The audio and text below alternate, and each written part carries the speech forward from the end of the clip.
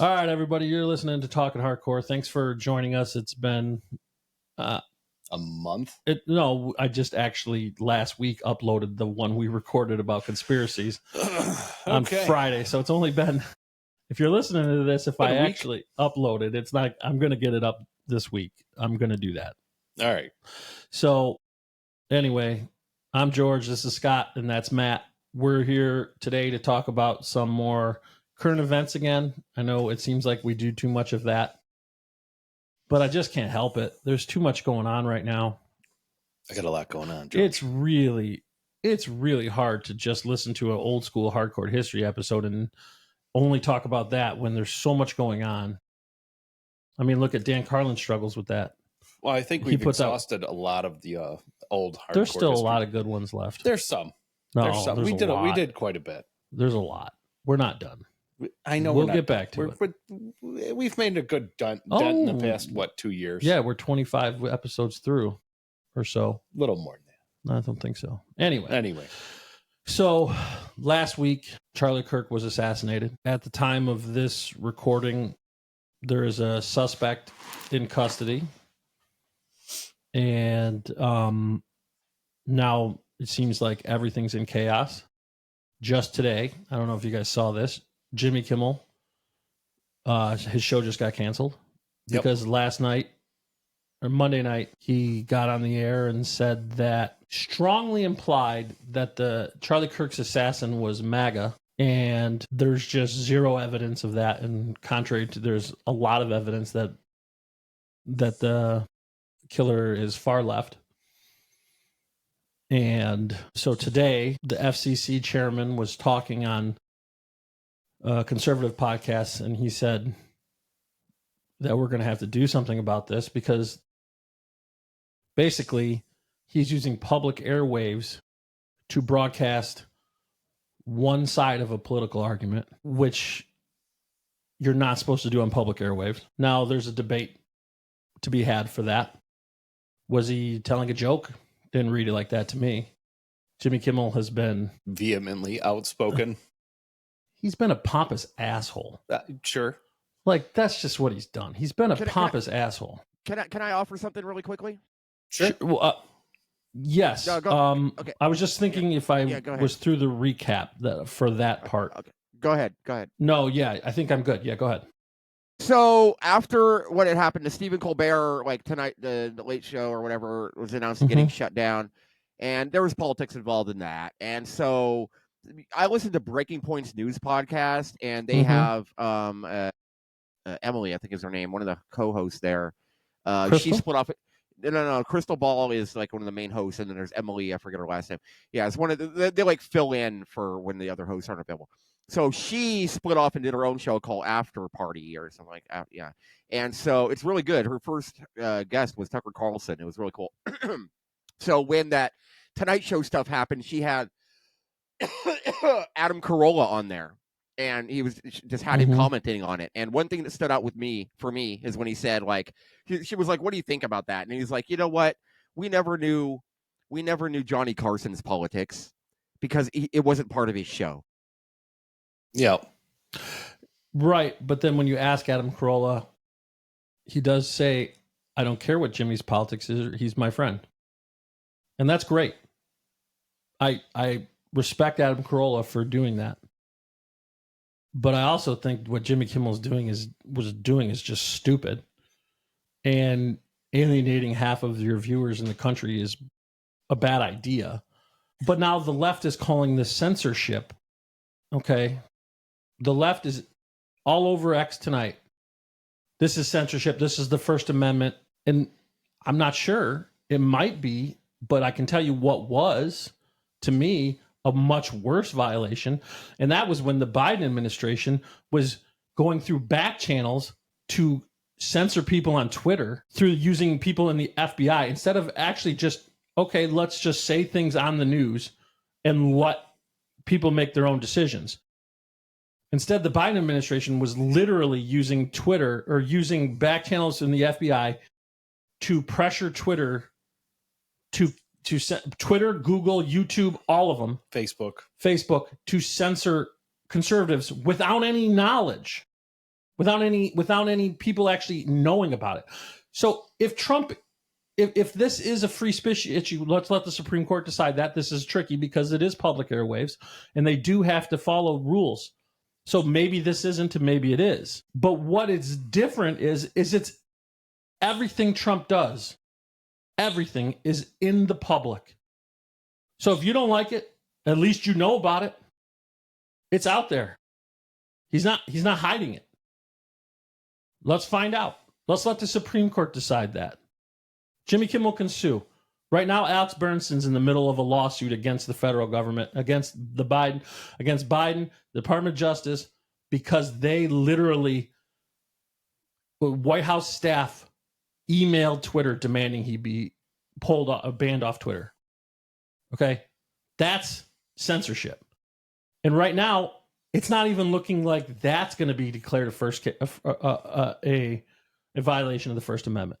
Well, that doesn't make any sense. Well, the doctors already lost that cause on the Supreme Court because the Supreme Court ruled they didn't have standing. Okay? And if they didn't have standing, then Jimmy Kimmel doesn't have standing. I think we should That's talk just about how it's going to be. I think we should talk about freedom of speech in certain places, right? Because Twitter has its own auspices. The airwaves have their own auspices. Sure. You don't always have the right to say. And if it applies to broadcast, like Kimmel was doing, then it does apply to other spaces too. And there are rules and guidelines. So we got to check because the broadcast has the FCC, like you said. Right. Twitter has their special license. Twitter has their rules, their community guidelines or whatever. You know what I mean? Right. So but the FCC is the federal regulations, and they have an obligation to give equal time. That's it. There is a yep. To try to be an honest broker of the news. I forget what it's called. Right, What's that called? What's that called? This actually has a name. I forget what I can look it up. Go ahead and keep talking. Yeah, but they have an obligation to try to do what's in the public's interest. Lying. It's the equal time rule. Equal time specifies is that one thing. American radio and television broadcast stations must provide equivalent access to competing political But this is not specifically what the FCC chairman was talking about. Right. He was talking about the public interest. Mm-hmm. Okay. And under that doctrine, it's really not in the public interest if somebody's getting on a major public airwave and just straight up lying, which is kind of what he did. So I don't know, and I'm happy to wait and let courts figure this out. But it is at least open and honest that he said that in an interview instead of calling NBC and saying, or whatever channel, ABC, excuse me. He could have just called Disney and said, if you don't fire this guy, we're going to start fucking with you. That's what Biden would have done. His administration, that's what they did. But that's not what Trump did. That's not what they did. Well, Trump didn't do anything. Well, his FCC commissioner, the guy he appointed. Sure, but that's... So they're going to say free speech, and I'm pro free speech, but it does not apply to everything. And why the hell would Disney want to keep employing Jimmy Kimmel when his show loses money and he is alienating so much of a potential audience? That's what it is. It makes me feel like the conversation I have with new hires at work when I'm training them. It's like, when I'm in this uniform, I have no political opinion. It's because it doesn't matter. You're not there for that. You're not part of that, that tribe at the time.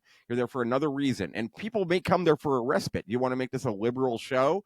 Well, then go start a liberal show and call it that. But that's not what this is. It's not what half the people come there for.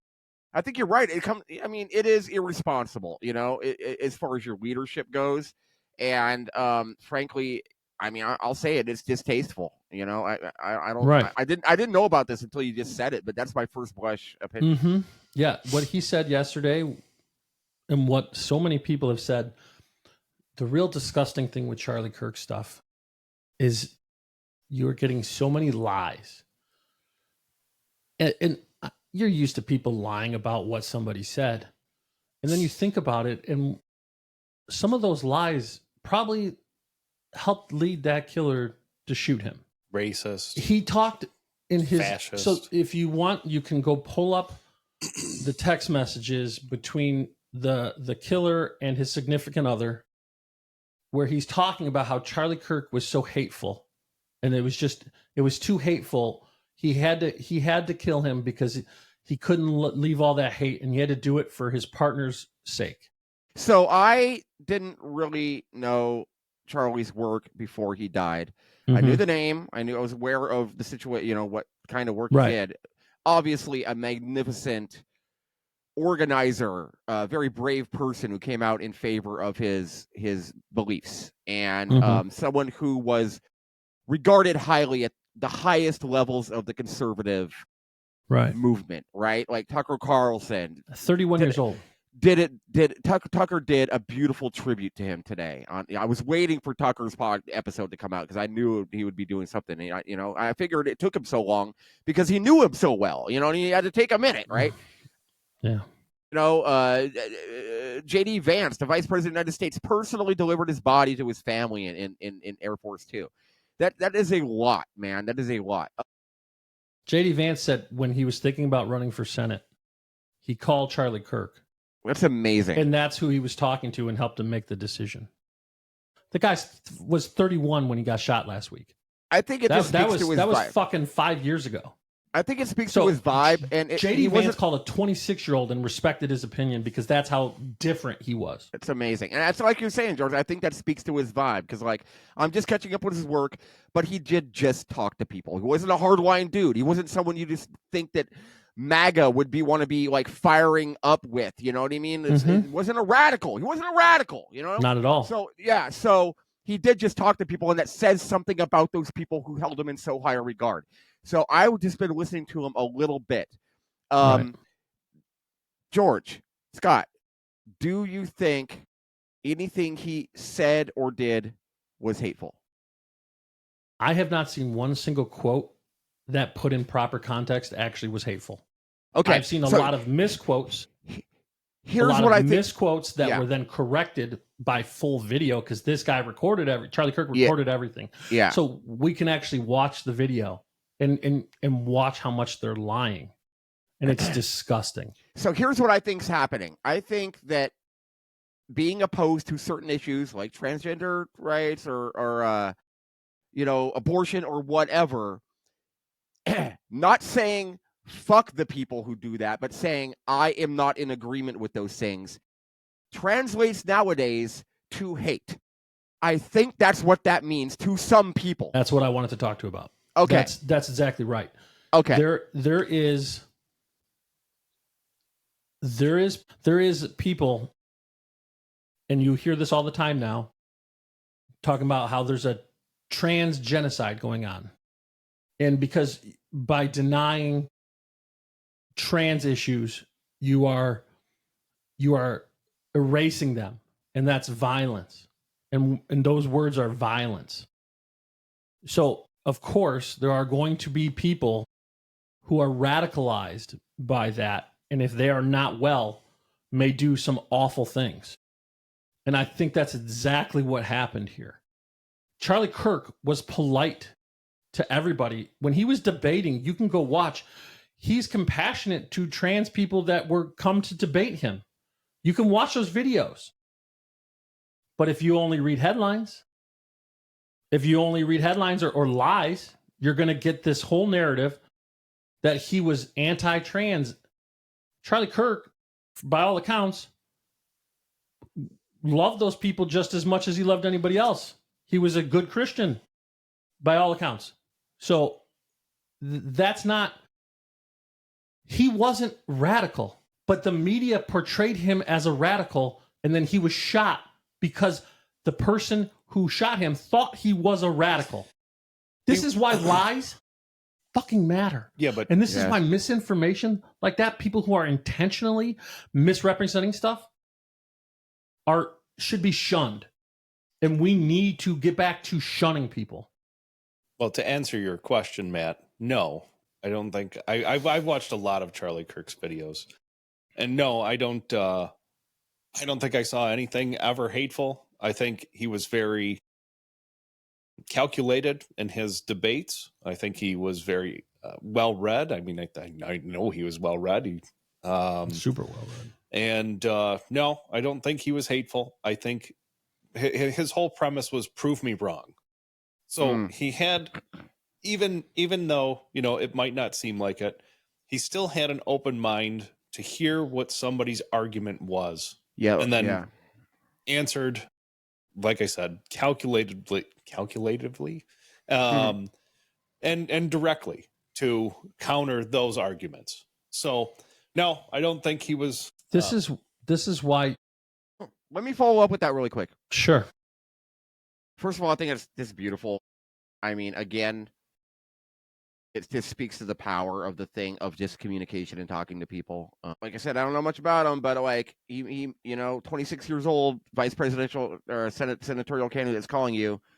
That says something about the guy who's doing it, and it says something about the people who are asking his advice. And I think we should all just chill out and think that, like, minus the headlines, there's a lot more morality and commonality going on here than we might, think, because like I respect something that I'm seeing here, and these other people respected the same thing. Can we all, right, just maybe stop yelling at each other a little bit? But Scott, here's my question for you, and maybe you, George. Prove me wrong. Was he ever proven wrong? Did he ever have his mind changed in public? I don't know. I'm sure we could look that up and try to find examples of that. I don't know.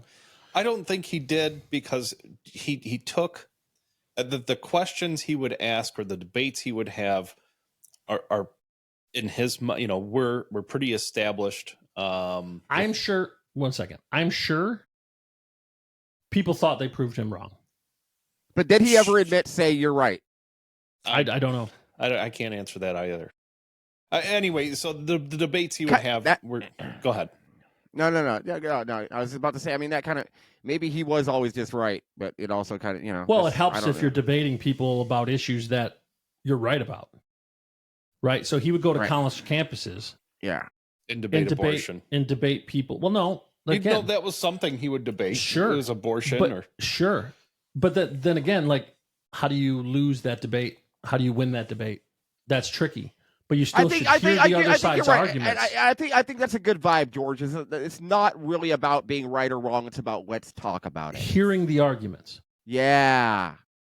Knowing that people are coming from, why they're coming from, where they're coming from. Yeah. And what their reasoning is so important.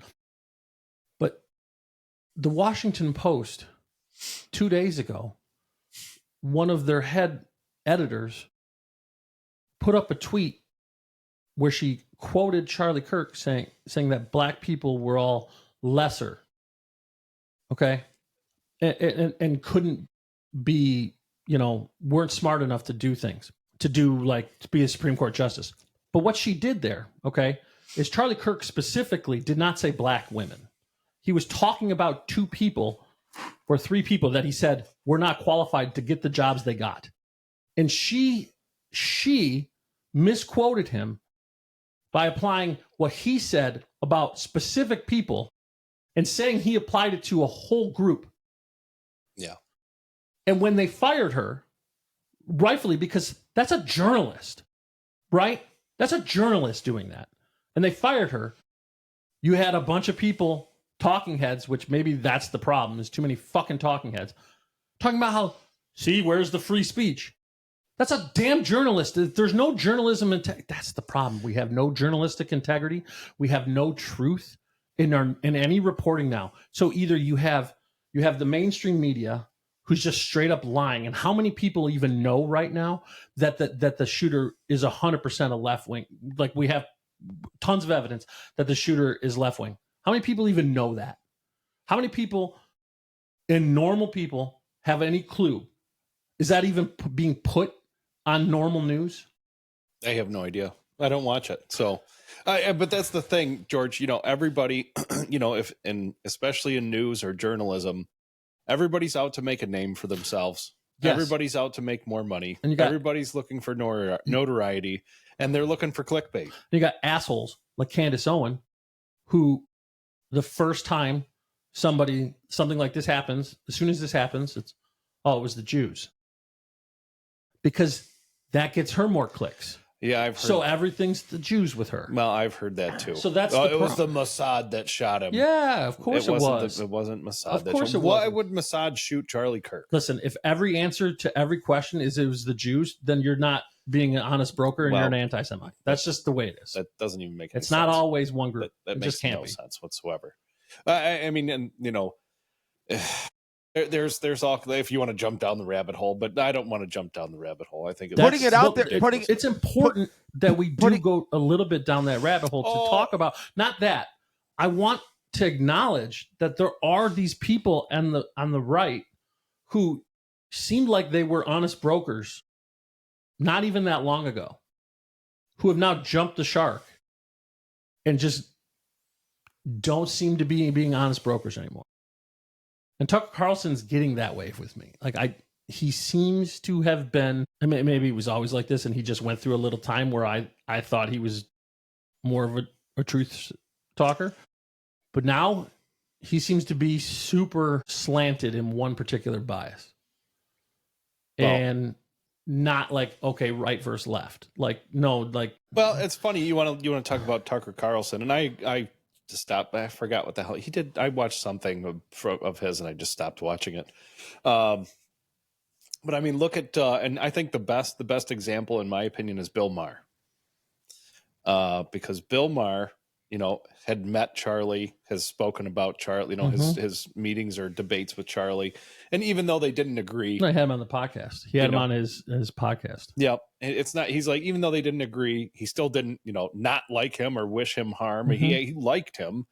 But Bill is an interesting person. Like, if whoever gives him the material is who he rags on. So he will at times lean or be more biased towards talking down about Republicans or conservatives. And then other times he does the same, the opposite, the exact opposite to liberals and Democrats as well. Right. But Bill Maher is a great example of the problem too, though, because he is open-minded, but he's still old school enough that he just has these stories that he believes that are just bullshit. Sure. I think that's a good way of putting it. I've been following him for a long time, and I've dropped off after a while because he's just kind of become an asshole. That too. I think maybe he's been an asshole a long time. Yeah, he has been an asshole a long time. He's been but now he's doing it for a certain reason more, and I don't like that. Right, but go ahead, George. I don't know how we get to a place where we can stop being so divided. I am really if we don't live in the same world. Yeah, that's it. And we don't. That's it. And it's the news. It's the same sources of information. It's recognizing your fellow fucking American citizens as people just like you are. I think there is a legitimate case to be made for some people on the left that they are pushing back against what they consider to be a very strong sense of, know what I mean? Like an attitude pushing down. But the problem is those ones pushing back are losing.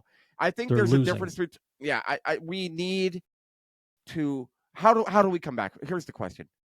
Let's reverse engineer this question. How do we come back from this? Words aren't violence. Nuance is important. Intent matters. There is objective truth. Sure. Because that's where this all really comes from. And then where do you get this it? Really comes from the far right and the far left. The problems are because neither one of them believe in objective truth.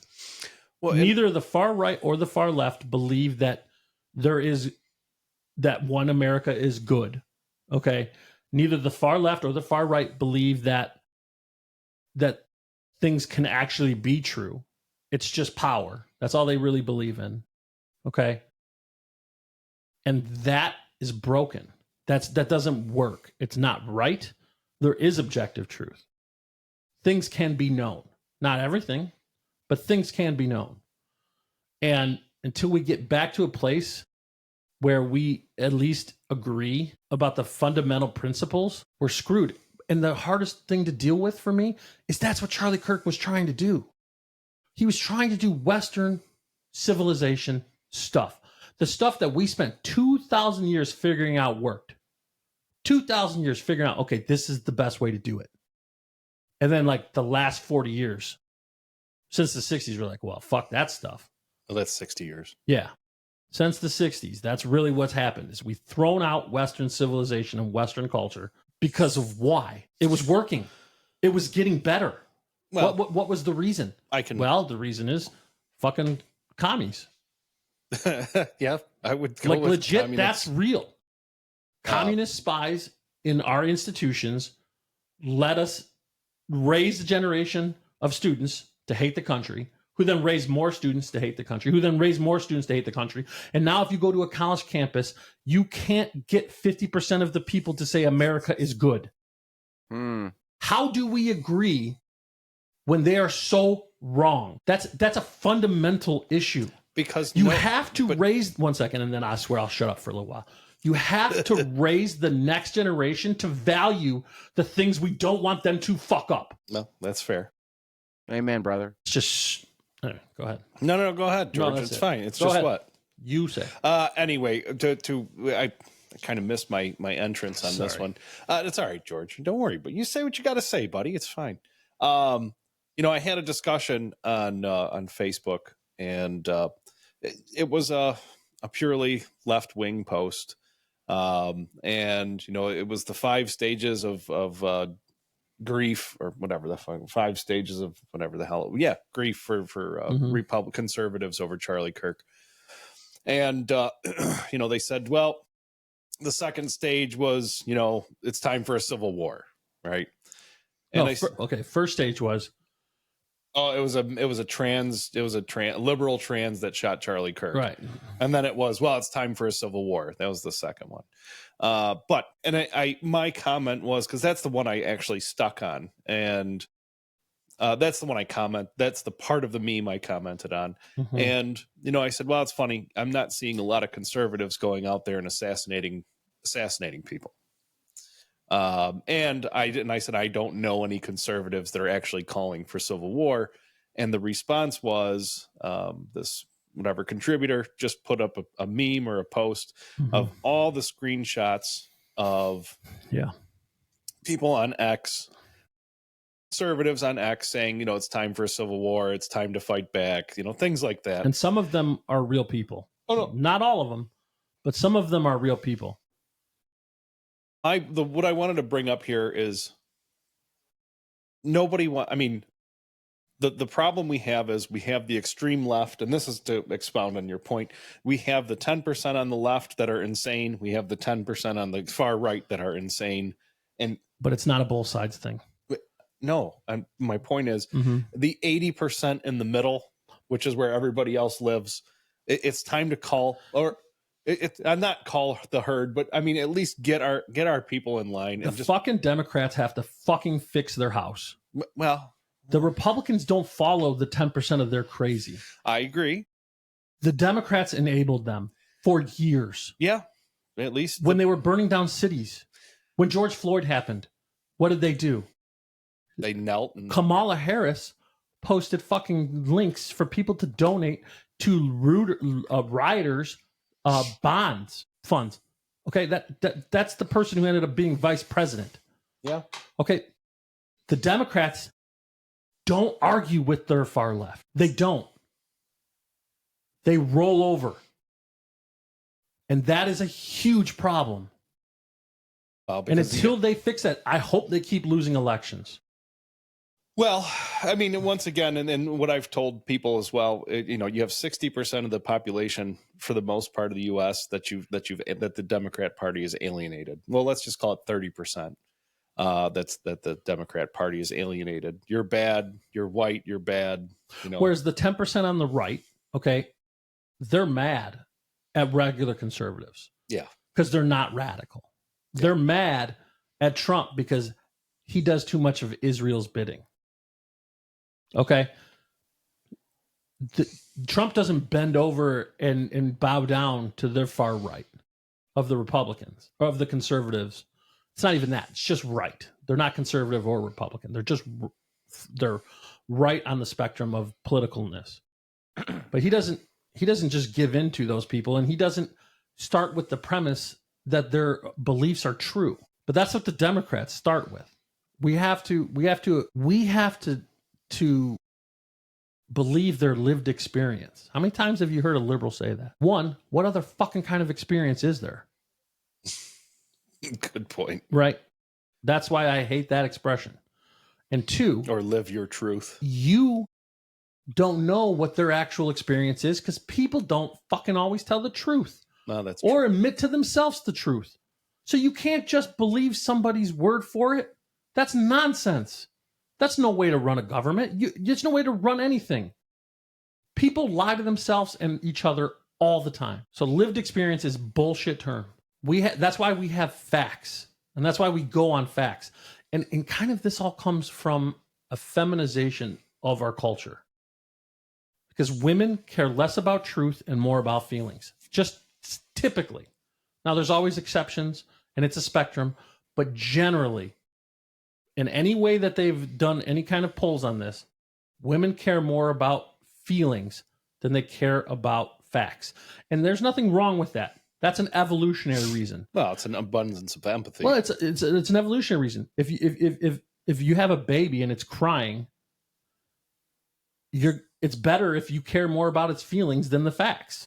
It just is, right? Like, there's reasons that those pressures are on women.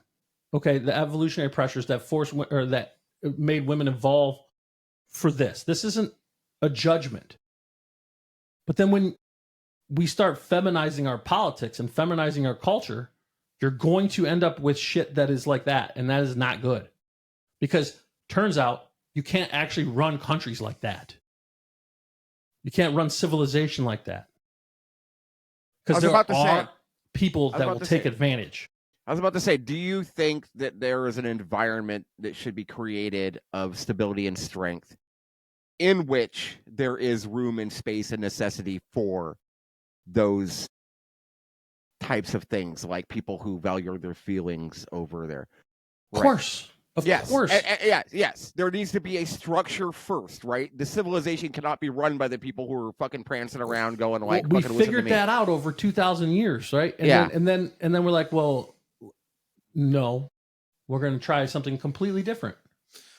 Well, and I can tell you, I mean, for anybody that's had kids, if my daughter wants something that she can't have, and I tell her no, the first person she goes to is mom, because mom's going to give in. And that's not true with every mom. I know, but not true. With, I mean, what is true is that I agree with that, but I watch the way the kids touch on her emotions, my wife's emotions, when they're trying, and it's not manipulation because it's not conscious. Yeah. So if it is manipulation, it's unconscious, it's normal shit. But I'm like, that shit don't work on me.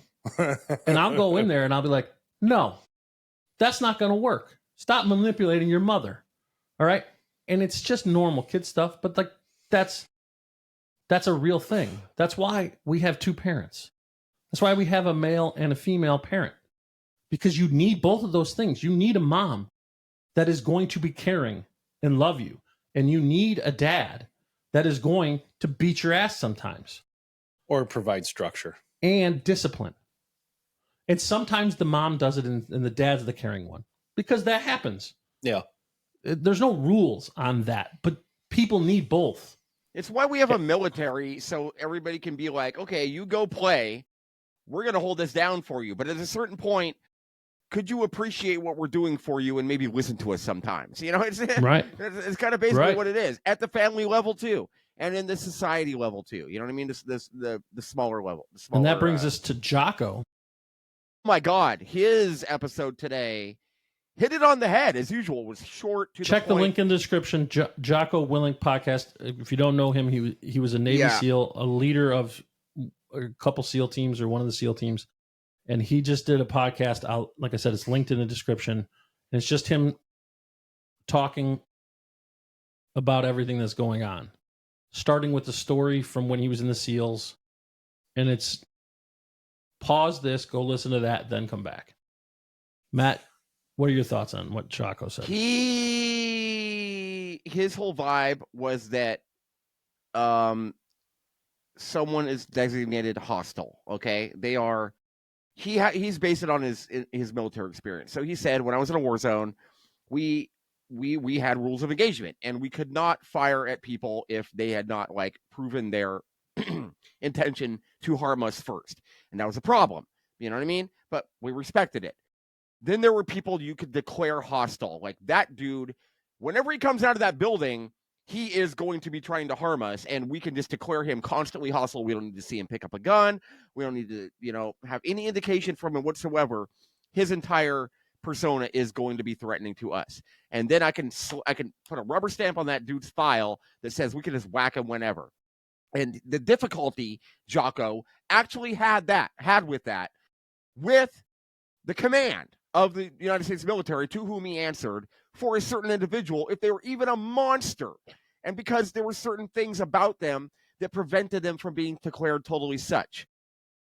In America, there's a lot of those kind of obstacles, right? Like, you know what I mean? There's, okay. And that's what he immediately translated it over to Charlie Kirk, who is declared hostile by another American citizen for his beliefs, which were translated into hate.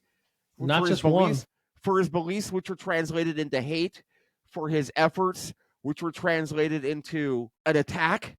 For his alignment, which was translated into an association with, a historical reference to the worst that humanity has to offer. And yes, there's probably mental health issues involved here. And yes, there's a lot of other stuff going on. But there's a lot of false stuff going on. There's a lot of people celebrating. There's a lot of, that's it. There's a lot of fame and notoriety. You know what I mean? Jesus Christ, man. And there's just a lot of falseness. Okay, so there's a lot of bullshit, but this is still someone who declared another person hostile and said, "I need to take you down," instead of just engaging with them in fucking conversation. He could have waited in line. This dude did. He could have waited in line and talked to Charlie Kirk. He could have waited in line. He could have. He didn't want. I can't. That's it, Scott. He didn't want to be proven wrong. He didn't want to be proven wrong. Because the key word now in our culture is hate. It's hate speech. It's hateful. And hate means you're killing me. Well, if you hate me, you're killing me. Well, that's not true. Of course not. And I might disagree with a lot of people, but I don't hate them. Right. Like, that's not how this works. And what I found out is... And that's where the nuance is lost. What I found out is a lot of... Look at this podcast. We've had communists on this podcast. We've had liberals on this podcast. We've talked to all of them. So, it doesn't really matter. What I have noticed is if in some discussions, if you provide facts to liberals, they just shut down and they shut you out and they no longer want to hear from you. Yeah. Is that because it's more about feelings, Scott? I don't know if that's more about feelings or it's more difficult for people to admit that they were wrong about something. I see that a lot. I did that today in my own community. Like, I went hard when this stuff happened on that day. George, you saw I posted the stuff. Mm-hmm. What I've been doing lately. So, little disclosure. I am in a progressive liberal community online. I love those folks. They're my tribe. I've really loved these people. They're my good friends. Then I have the Hardcore History discussion server, and there's just different people in there. We started as a history platform discussion, and so we had all these people there, and then we opened up news and politics, and we had all these people mixing together. So now we have a diverse group there, whatever. So there's conservative people there, whatever. What I've been doing is like news stories. I've been posting them on the Hardcore History discussion news and politics channel, seeing the reaction there, and then posting them on the other one and seeing the reaction there and just comparing. So when this stuff happened, I took some of the screenshots from your very beautiful, and I was very proud of you, George, when you posted that stuff out there. And I've seen the stuff you've done online other than that, and I think it's very appropriate and strong and helpful. Okay, thank you. George is calling for just stop. You know what I mean? So there's more to go into it than that. But so when you did that, I cross-posted and I received a bunch of stuff. Now I came back I really shut down at that point. And then I came back and I engaged with some other people in there and I changed my mind. Not totally, not completely, but I changed my mind and I went back there and I fucking admitted I was wrong in a certain way. You know what I mean? I was just like, hey guys, here's what I'm doing nowadays. You're right. That's the thing. it is important to be. Just today, I was thinking that very same thing. Can you fucking admit when you're wrong? You know what I mean? It really matters. I did that today, and it's just so invigorating. It really is, because it is the way we are all going to come together. It is our common bond. Admitting you're wrong on an issue allows you over into the other person's space, their perspective. Right now, what we're doing is shutting down each other's perspectives, and there's a lot built up in that. It is the media. It is political correctness. It is the enforcement of political correctness by cancel culture. It is a perception that there is, you know what I mean? Not just cancel culture. Threats of violence. Threats of violence. It has become that nowadays, okay? So there's all that built up behind admitting you're wrong. Yeah. It's even more important to do that nowadays on both sides. Nobody's perfect. Just because for in the 50s, the FBI or whoever, the goon squad used to come into gay bars and lock everybody up, doesn't mean that nowadays you get to rule the fucking country because you're gay. You know what I mean? Like, it doesn't mean that. There's way too much backswing going on back and forth, and it needs to settle down to where we have space for everyone under a strong structure that maintains the precepts of our civilization while allowing room for the other people to flourish. It really needs to be that. And if that collapses that breaks down into a strong family structure, that's fine. There are microcosms of this in our society, but I truly believe that as someone who is fully engaged on the other side, I believe that in that structure and that architecture of our civilization. Right. That's great. The problem, the way I see it, is how we get to what you're saying, how we get to that other side. And if you look at history, it does seem like shit's going to have to get way worse before people are going to wake up. I can tell you what, right now, this seems worse than Trump getting shot. This broke the fucking country. It's because he lived. If Trump had died, this would have been worse. Yeah, it would have been worse. It would have been but something. This is worse because Charlie Kirk died, and he's 31 and I think it's because with his he was 3-year-old daughter there. And I think it's worse because he was not such an inflammatory political figure individually. Like, you can take stuff Trump says and be like, that is a shitty person. You can just do that. Especially if you want to take it out of context. Right. Well, even if you take it in context. Some of it, yeah. So that's just that. Now, I don't know Charlie as well as you guys did. I don't even know. Do you think there's anything you could take where he said something, a sentence, a paragraph, a fucking speech, anything, and say, fuck that person, he's an asshole? Do you think there's anything like that? I'm sure if you combed everything and you could find something, but you could do that about anybody who spoke as much as he did. Right. So, but realistically, if you look at the whole of him, I don't want to devolve it down that. I don't want to devolve it. He never had he never had a grab him by the pussy moment, right? Right. Yeah. No. Okay. So in fact, Matt, what he encouraged people to do is engage, get married, have kids. Which is the point. Which is the point of what I'm saying. Which is like, I think it's worse because of that.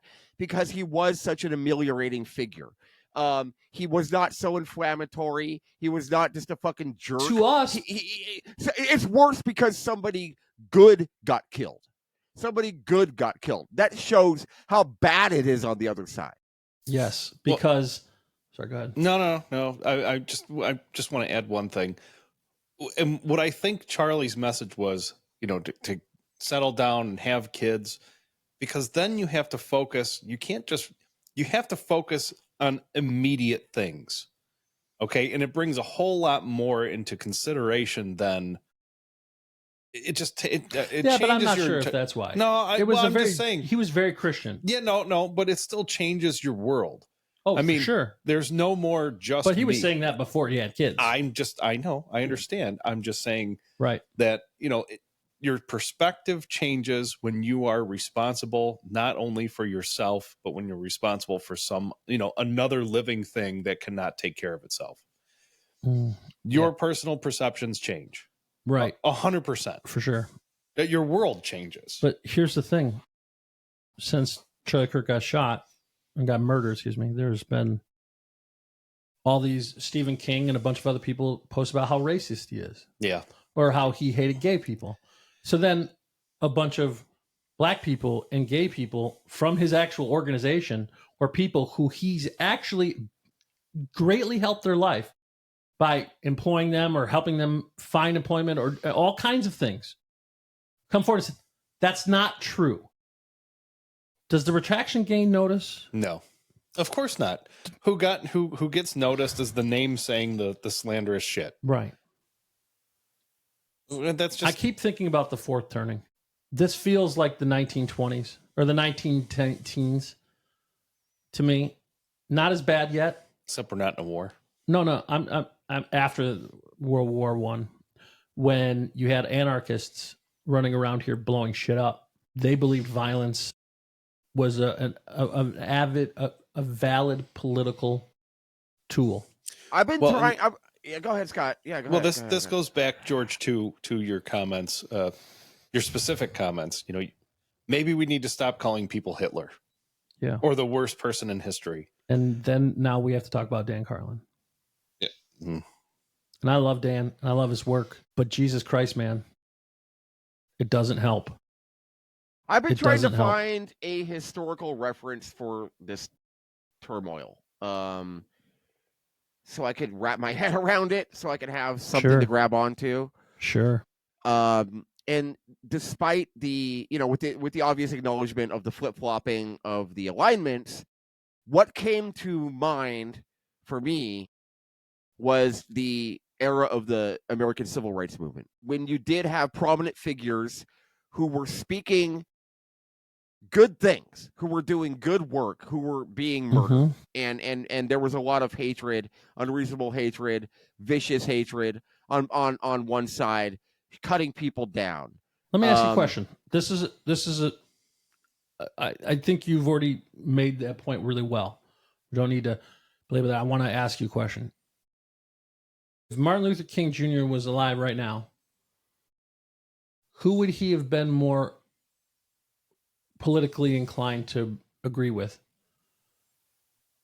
Charlie Kirk or Kamala Harris? I mean, he was a reverend.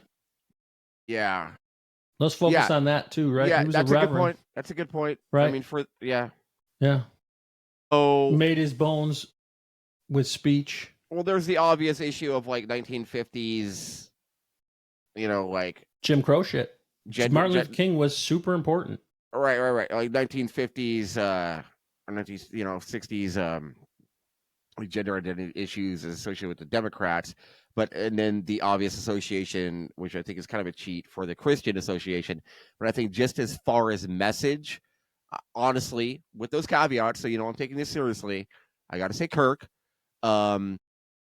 because I'm going to come down this again. I voted for Kamala Harris, and I think she's a fucking empty vessel, okay, for that reason. Because Charlie Kirk had his own fucking ideas. He had his own ideas. Well, you know what I mean? If you look at the Democratic Party, you look at where Martin Luther King was in the 60s, the Democrats are so far left of that, it's nuts. So far left of where they were then. JFK would have been a rabid conservative with the same politics that he has now. If you put him here now with those same politics, the left would be calling him Hitler. Yeah. And the same goes with to some degree Martin Luther King as well. But you don't hear conservatives calling all of the liberals Mao. What is the danger of Stalin? What is the danger of the right that causes the left to name them such?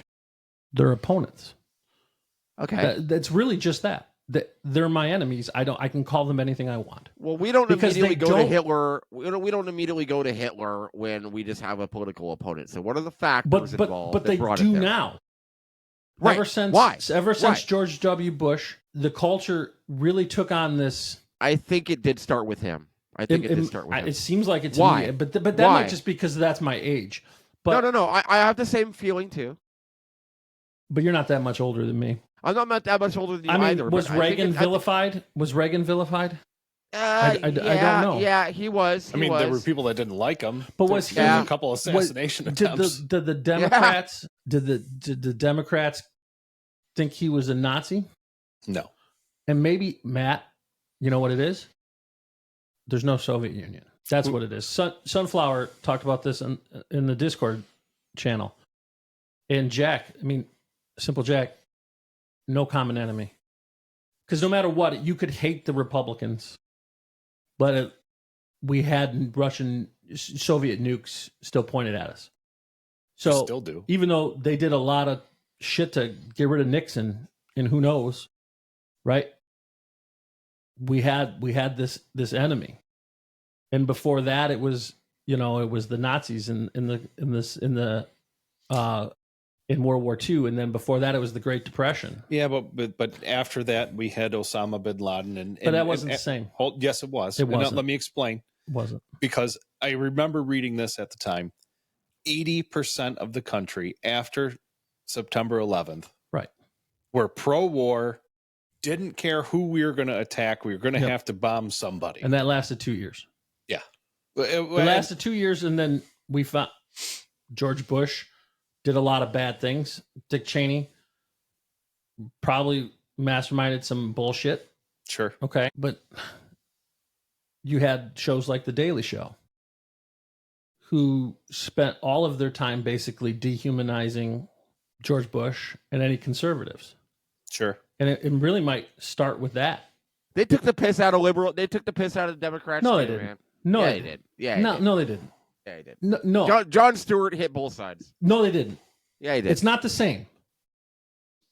Listen, he would make funny jokes about the liberals, but they spent all the rest of the time hitting the conservatives. Do you like George Bush? Did you like George Bush as a president?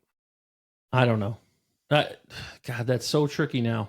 I don't know. At the time, I at the time I was so young. I mean, literally, I was 18 when he got elected. Okay. Like, what the fuck did I know? Yeah. Right. Yeah. I was so wrapped up in other stuff. I just don't know. My point with that was maybe one side deserved it more than the other. Maybe, but but it didn't stop then. It didn't stop because what was Mitt Romney? I don't know. He was evil. I don't even know. Don't you what remember that guy is. during that election? I know who Mitt Romney is, but I don't know what he is. He's evil. That's what they told everybody. Well, he's evil because it never just got back to, okay, let's have politics where we disagree, but we're not all enemies. It never went back. So if it was George Bush and that's when it happened, that's when it happened. But it never went back. Wasn't it? But maybe that happened with Clinton. I don't know. They impeached Clinton.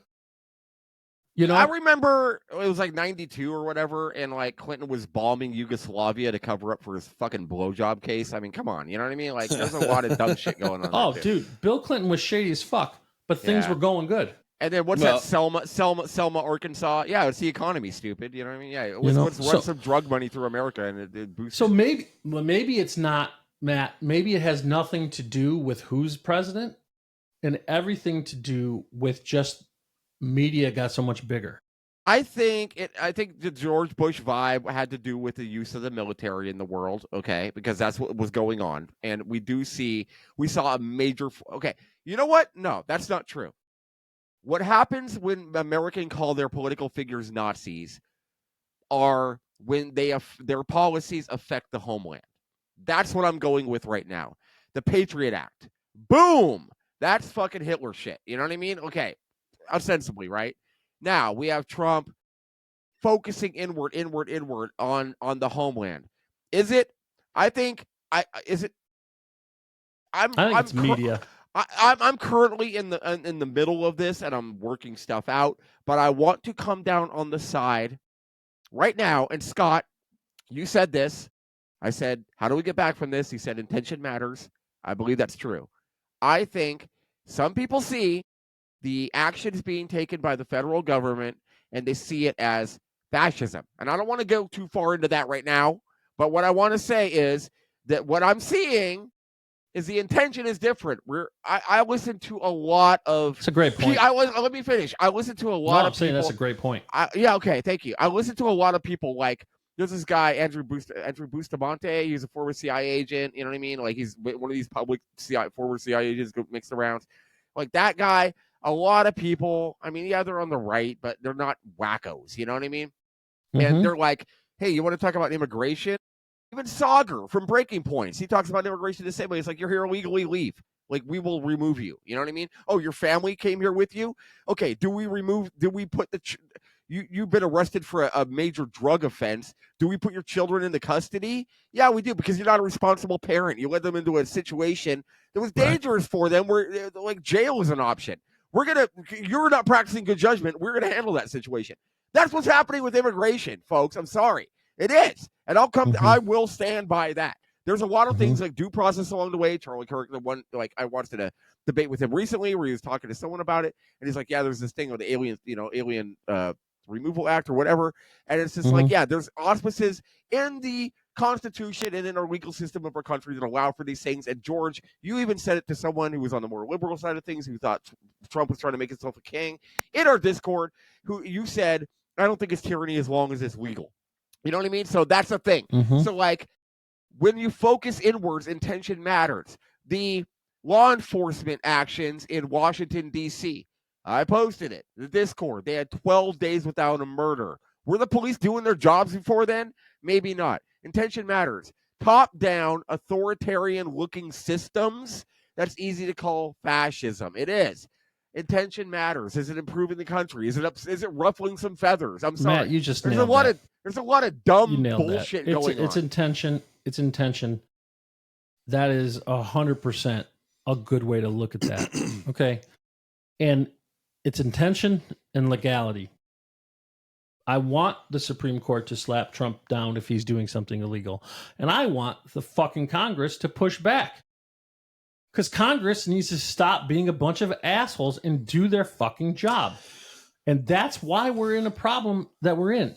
So Dan Carlin runs around. Dan blames Trump for a broken system that he didn't break. No, it's been broken for about... it's been broken for a long time. I'd say about almost 20 years. Probably longer. He blames Trump. He says things basically saying Trump is not going to stop and we're going to be in a dictatorship. We're going to lose all our freedom. That's what the last common sense he said basically broke down to.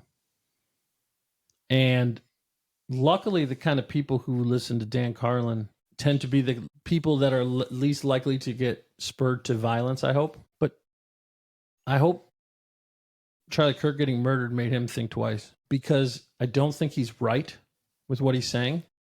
Intention matters, like Matt said. And there's a danger to saying that, because people, especially here in America, people fight for their freedoms. So if you're saying that this evil bad guy is going to take them away, there are going to be people who try to shoot that person. Yeah. And then what you've created, and Ben Shapiro was talking about this today on his podcast, and it was the best way I've heard this talked about. So I want to share it with you. What you've created then is a permission structure for violence. And that's what is on the far left right now, is a permission structure for violence. And there is one on the far right too. It's just way less pervasive. All right. It's way less pervasive. But the far left, violence is fine because you're already committing violence against them by disagreeing. And that is not American at all. It's not. And we can't, it cannot survive with America. And until the Democratic Party says no to that exact idea, they can't just say, well, political violence is never okay. They need to come forward and say, there's a difference between violence and words. And real words have real meanings. There's no transgenocide. That's not what's happening. We need to get back to having real discussions and talking to each other with words that we all agree mean what we all agree. Stop changing the definition of words to suit your tactics. Well, and you I guess this kind of leads into how do we repair the system? And I think, George, you hit it on the head earlier with when you were talking about the 1960s with communist plants and within the educational system. I think we need to correct. And look, this isn't just me. I mean, this is from listening to like even Bill Maher, who's ripping on the collegiate system. Jordan Peterson says it's not salvageable. It's salvageable. Everything's salvageable. Maybe. So how did the infection get in through the collegiate system? How do we get it out? We have to start. Well, maybe we have to start at but if you start at the collegiate system and you start removing those bad influences, what do they call you? Well, they call you a fascist. And what do? They shoot your best messenger. Not they. I'm sorry. I need to stop saying they. I don't mean they. What happens is a crazy person who's been radicalized by all this nonsense then shoots the person best able to go explain to you why it's important that we all talk. Yeah. Who's going to do that now? Do you think that torch is just going to be dropped, George? No, I don't. Well, but what if Ben Shapiro gets shot? No more outside. He's not doing any more outside venues. So now conservatives that go to college campuses have to be able to afford security. Okay. Which has been true for a long time now. Yeah. But not only that, they need to be able to have an indoor venue because the far left has radicalized so many kids. That's ridiculous. And it makes speech so much more difficult. Well, and that's not American. And either. that is exactly. And what it does then is it has a chilling effect on speech. And there's all kinds of polls for this. Fire, the organizations talked about this. There is a very strong chilling effect on speech in college campuses. So how do you fix that? One, don't send your kids to fucking college unless it's a good college that's not going to do that. Two, fight these colleges like Trump is doing. But you're still going after Harvard, going after Stanford, because that's where it all started. But you're not. See, that's a slippery slope, and I'm going to explain why. Because the more you tell somebody they can't do something or they shouldn't think some way, that's going to... You don't tell them you can't think that way. You tell them you can't spend federal dollars that way. Because that's already been the law for forever. Or not forever, since the Civil Rights Act. No, that's been the law. I'm just saying, enforce the law equally. We talked about the pendulum a number of times on this podcast. Mm-hmm. You're not wrong. And the more the pendulum swings to the right, and the further it gets to the right, the harder the pushback it's going to be to the left. Or the more crazy lefts get guns. Well, that's true too. And that's why I'm worried, because I think before we can actually get enough people to understand the problem in the universities and get enough people to give a shit, probably a lot more people are going to die. And I don't want that. Well, of course not. But I don't know how you avoid that. Because too many people right now have no idea what colleges are like. They still just send their kid to school. They don't know. They don't prep them ahead of time. And just so you know, you're going to go there and you're going to hear a lot of nonsense. And here's how you argue with that, and here's why that's not right. There's an NGO monitor. They're based out of Jerusalem, but they I don't know. It was less than a year ago, probably, during the Hamas or the pro Palestine. Yep. The absolutely insanity of that on the college campuses. An NGO monitor released their report on the funding of the student activist groups, and it was, some of it was traced back to things like, I don't want to say a specific name, but things like Islamic Jihad and stuff like that. So the Islamic Brotherhood, that's it. Yeah. So if you're wondering like how they got their narrative immediately before Israel even attacked, it was handed to them. You know what I mean? George talked about a narrative being handed to students nowadays, and it's generational. It's not a playbook. There's no communist. Maybe there is. There's a communist organization going in there and being like, "Here's what you say." You know what I mean? Still nowadays. But I think I don't think that's it. I don't think that's it either. I think there's a generational sort of narrative that's picked up and passed along. I have no experience on college campuses, and I'm speaking totally out of my ass here. But I'm just comparing without. You said you wanted to do this episode more on that, and I wasn't prepared for that. The other the other thing I did do some work on, and there's real money behind that. So I wouldn't be surprised if there's real money behind this stuff nowadays, or at least it's been passed on. Yeah. To George Soros. These generations. Well, there's real money being pumped into, they even There were even during the Free Palestine protests on campuses, a lot of these students even came out and said, "Hey, we're being paid." It's hard to address those issues though, because we have free speech here. Yeah, that's true. Our very foundation, the values that make us who we are, also make it hard to defend ourselves against certain kinds of attacks. Sure. Once again, but you asked the question of how do we fix the problem? You raise your kids to believe in American values. Sure. And you get your friends to do the same. Until your kids go out into the world and they're bombarded by all the crazy. You do the best you can to prepare them. Sure. You do the best you can, and then you hope. And don't send them to college. Make them earn their own way through college then. Because I got to tell you, having to go work your ass through college is probably going to make you be way less likely to be radicalized than if you just go to college and your parents are paying for it. Well, it's not just college though, George. No, you're right. Just TikTok. Stay off of not Facebook, even that. Instant Messenger, and TikTok, Instagram. Keep your kids off that shit. What do you think high schools are like? Depends on the school. Yeah? Depends. Okay. I think that matters a lot. Well, my nephew goes to a private Catholic school, and he had to take Western Civ his freshman year. It's different. That's awesome. Well, it's different. We started talking about it. I'm like, oh, that is amazing. Yeah. And then, I could tell you about my niece in high school, and I asked her the pointed question. I said, well, how many trans kids were in your graduating class? Mm-hmm. She said 100. Yeah. What a joke. Obviously not true. That's the problem, right? Talk to your kids ahead of time. But that's in high school. Yeah. Before that, I've already started talking to my kids about all of this stuff. Evelyn, she's only 12, or almost 12. That way, the first time she hears these ideas, it's not, I know what this is. And then maybe she still falls for it. But I do my best and hope that it doesn't get way worse. Well, I mean, I really did have a lot of hope when we won the election, when Trump won the election, because he knew which issues we had to fight, and he is still fighting them. Charlie Kirk getting shot really sucked a lot of that hope out. And it's not just me. That's a lot of people. That's a lot of people. When I say that, though, you say that, George, and I disagree. Because once again, just as the pendulum swings, Charlie Kirk's assassination is going to push us further to the right.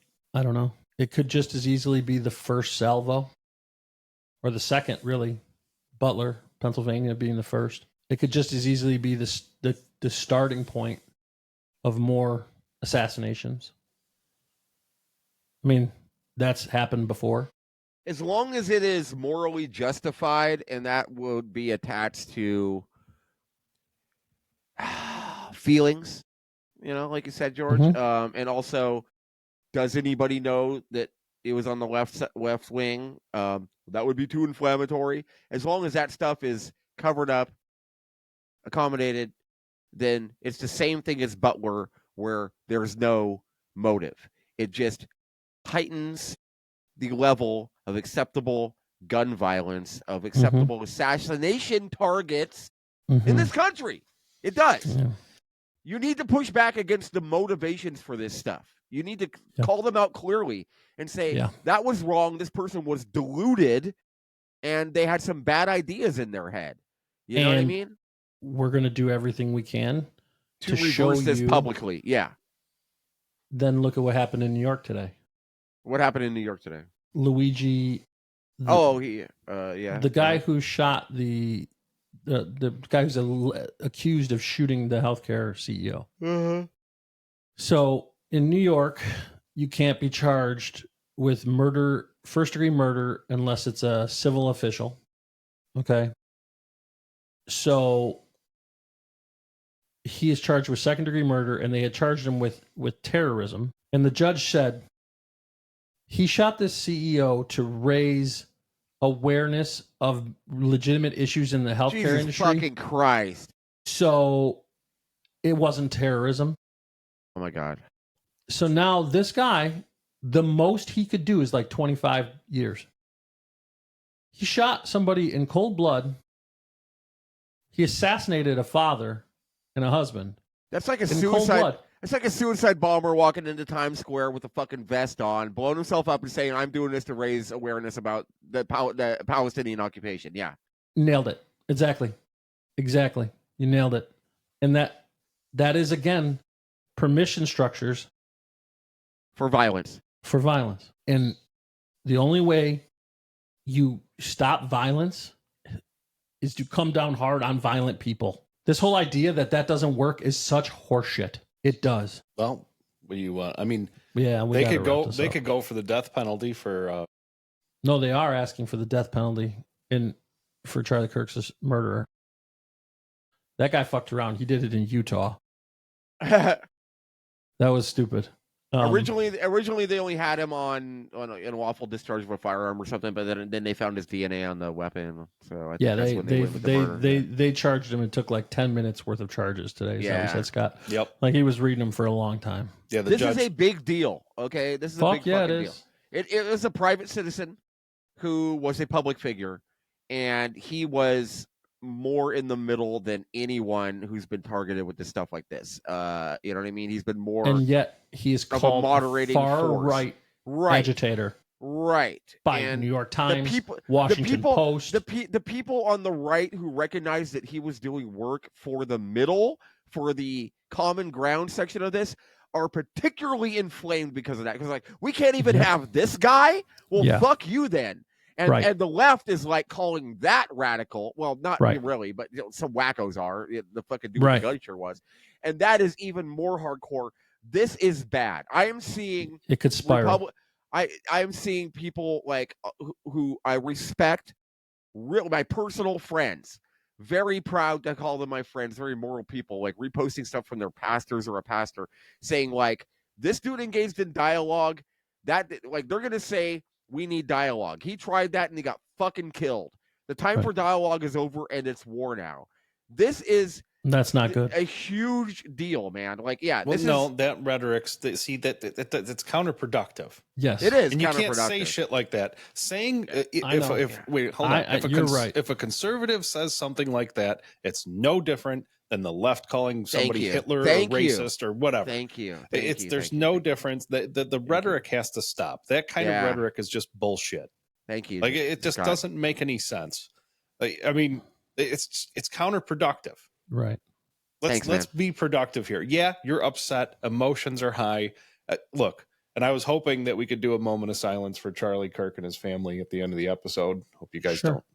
But like I said, that rhetoric is just, it's absurd. It's absurd. Yeah. So, and I feel it though. I feel it. No, if I had I understand it. If I had a champion who was like doing what I thought should be done and is doing it in a way that I can't because of my position, or just someone I truly believed in, and they got fucking gunned down because of that, I would be counter to everything that took that down. Not just gunned down. I understand that's not even the most enraging part for a lot of these people. There's a lot of people then got online and thought it was a good idea to celebrate it. Yeah. Well, there was I'm seeing some gross stuff, and I don't really want to go into that too far. But I'm saying that is probably more enraging even than just the murder. Because the murder, you can understand a crazy person being crazy. But someone getting off doctors, on it. Nurses, and teachers thinking it's a good idea, and Jimmy Kimmel thinking it's a good idea to go online and make light of it, and to, in a lot of cases, celebrate the murder of somebody that did nothing illegal at all. And a lot of those people, George, are just virtue signaling to 100%. To their friends, to the crowd. But if that is enraging to people. Oh no, I'm not disagreeing. I'm just saying there was an 18-year-old girl that did the same thing, went on a TikTok or made a video or whatever, and she I got fired from my job for this video. Well, yeah, because you should have. I mean, there's social media clauses and contracts and employment contracts now for a reason. And it's not the same thing as going on and saying, I voted for Kamala, I voted for Donald Trump. You're saying, I'm glad somebody got murdered. Yeah. Why would anybody want to work with that person again? Of course I'm firing that person instantly. I don't want a crazy person who thinks murder's a good idea to come to my office. You have to fire those people. And that's the only thing that's coming out of this that might actually be a sign that we're going to be okay, is the pushback against a lot of these crazies. Even Disney pushing back. And Disney just firing Jimmy Kimmel is huge. Or shutting down the show indefinitely. Yeah. It's not canceled. He's not fired. To be clear, there was no like outside push for this. It was just his own his own company saying that was against our company's practice. Remember the FCC chairman today. Right. Okay, so here's the timeline. The FCC chairman said today that what he said was not in the public interest, and we're going to have to look at this. And if they're violating the FCC regulations, we're going to have a talk with Disney. Have we gone so far? And then what happened is one of the big carriers of ABC, like broadcasting that has like 200 of the ABC channels, decided to pull the show. And then they said they're not going to broadcast it on their airwaves. And they own like 200 of the ABC affiliates. I can't remember the name of the company. They pulled it. And then Disney said, we're shutting it down indefinitely. So that's the timeline. So some of it is pressure from the administration. The FCC chairman was was appointed by Trump. And he said that today. And then this happened. But we need people on the air who've stopped fucking lying. Just stop. On the left and the right. There's too many people like Candace Owens that are just making shit up. Well, it's pandering. And there's way too many people that just read a headline, think it's true, share it, go on Facebook and share it. And God, people, get off of Facebook. It is garbage. Well, I want to... Yeah. One thing I can say, George, I've been guilty of that in the past. Well, it happens to everybody. But when somebody dies, I think it's a good excuse to read a little more. Oh, well, that's fair. Do your due diligence. I used to watch a lot of Charlie Kirk's, shorts and stuff. I never watched it, but Leslie really liked it. My wife was really starting to enjoy his videos. And she was very upset when he died. Sorry, Matt, go ahead. Let's finish final thoughts. If I was to close with anything, it would be this question. Have we gone so far that rule of law looks like fascism? Only to the far left. Not far left. I'm sorry. Only if it's the people that disagree with you. Because I don't see anything that Trump's doing that actually looks like fascism. And maybe I have blinders on. But enforcing laws doesn't seem like fascism. Letting in 10 million undocumented people seems ludicrous. Enforcing the laws that were on the books about removing those people seems completely fair. And then when they are overstepped, the court should step in and say no. That's important. But man, stop. They need to stop calling Donald Trump a fascist. Just go back and look at history and look at what the Nazis did, and it's not the fucking same. Look at what Mussolini did in Italy. It's not the same. It's just not. Define fascism. Do you want the definition? Yes, for both. The problem of you is, right now. but when they use the term fascism, they don't mean it.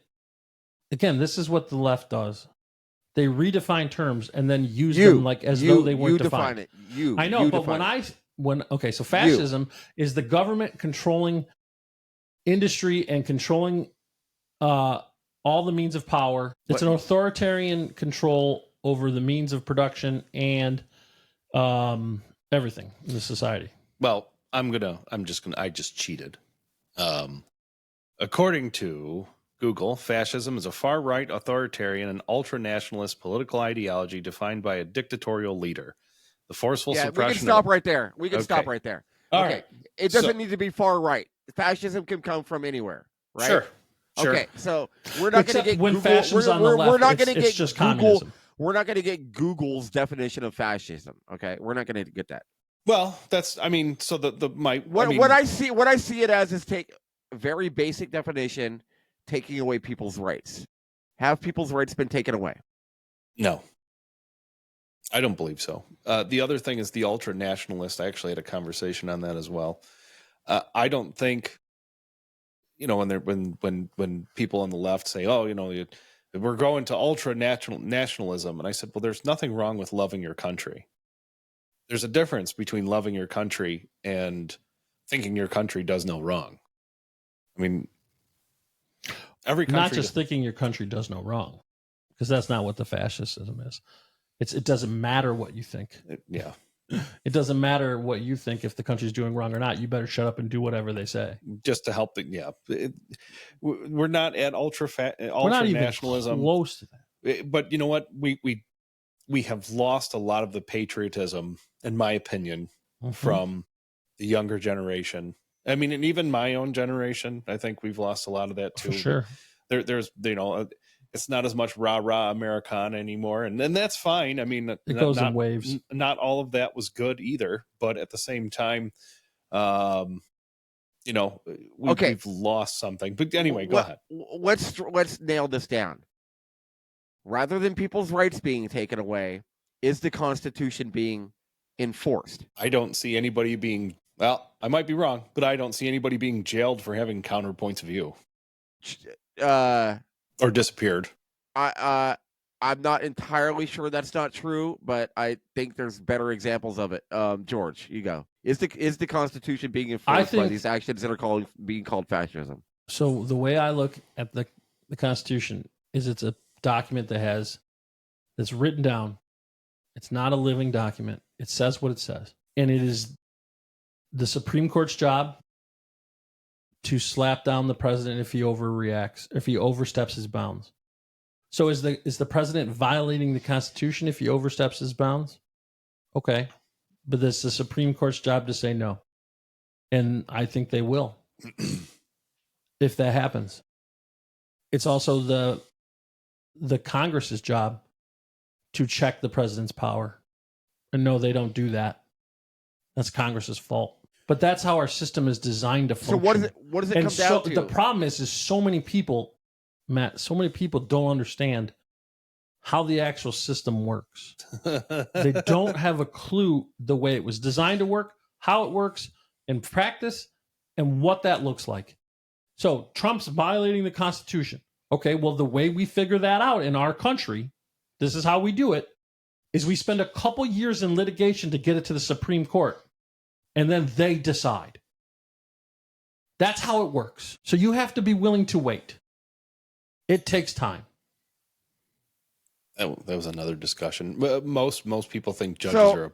I want to keep moving forward with this logically. So if fascism is taking away people's rights and we don't see people's rights being taken away by these actions by the government, and the Constitution is being enforced by these actions, what is causing people to call it fascism?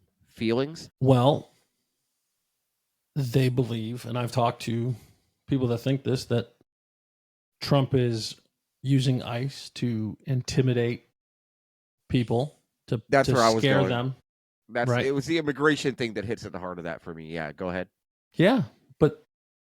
Is that fucking illegal? Is it illegal? No. Is it illegal? No, it's fucking not illegal. No, and what Biden did was probably illegal. Yeah. Letting them all in. I would say it's immoral. I think it was it's probably immoral. Now, let's get into the immorality of removing people from Home Depots. You know what I mean? Like, doesn't matter. Sucks, and their family too. But guess what, motherfuckers? You knew the score when you came to this country. Should we have a better immigration process? Yes, we should. Okay. But in the meantime, there's a problem. There's a fucking problem. You can go back to 2008 when Obama was running for president and then won the presidency. And one of his, I think it was in his inaugural speech or one of the speeches he gave just after, he even said, we're going to enforce the laws of the land. We're going to deport illegal immigrants, and he did those things and nobody said a fucking word. Because the Democrats didn't become pro-immigration until they started counting immigrants in censuses. Yeah. And then until it was like, oh, we'll get more seats in the Congress. That's the fucking truth. Yeah, that's not. That's true. That's when it happened. Well, that's when it changed. When the Democrats, or when the law changed so that the census counted illegal immigrants when distributing House seats, Democrats started being open bordered. Yeah. But not before then. Because the Democratic Party is rotten to its core. Well, and they The want people running it. they wanted to be in control of power, and they wanted to maintain power. And the ends justify the means. Sure, because we're going to do this for the betterment of the country. And no matter what, at least the conservatives, the ones that are actual conservatives, the ends don't justify the means. Yeah.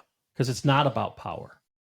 It's just not. Well, and if now there are individuals that it is. I think either way, George, that plan would backfire on the for the Democrats, because if you're going to try to tell Hispanics who are mostly Catholic, right? But the Democrats that let in the open border people didn't also think about, oh, we also have these crazy far left policies that we have to contend with. And then convince them to go along with it, and that wasn't going to happen. Well, anyway. unless you keep giving them free stuff. No, then they'll keep they voting still for you. They still, if you're giving them free stuff, they will. Maybe. Yeah. Maybe. Yeah. It's a maybe. But the problem is, until we live in a world where everybody can agree on some facts, just wait. We're fucked. You can give them free stuff until it starts affecting their family and household, and then it's over. Yeah, maybe. So, George, I think that's a good place to hit on, is like you were talking about, we're talking about how do we come back from this, and you gave some good ideas. My initial instinct at that point was that we need to agree on things together, okay? And that's great, is what you just said. Get away from the headlines, you know what I mean? There's places you trust, places you don't trust. Engage with the primary source, form your own opinion. Critical thinking, that is the most important. Everybody says that, blah, blah, blah. I think that just talking to each other is the most important thing that we can do as a society. And I just want to be clear that, I'm not really aware of any other situation, organization, podcast like this out there. I'm not saying we're fucking uniquely special. There might be other things going on. There's places that do it the same, do it different. But we are people of opposing viewpoints who come together and talk to each other and find common ground. I think that's the most important work we can be doing in this country nowadays. I'm really happy to be here, especially in these times, and thank you for talking. Hey, man, thanks for joining us, Matt. Thanks for zooming in. You want your final thought, Scott? Yeah, I want the final moment for Charlie Kirk. Oh, that's right. All right, everybody, we're going to end with a moment of silence. Thanks for listening or watching. All right, have a good night, everybody.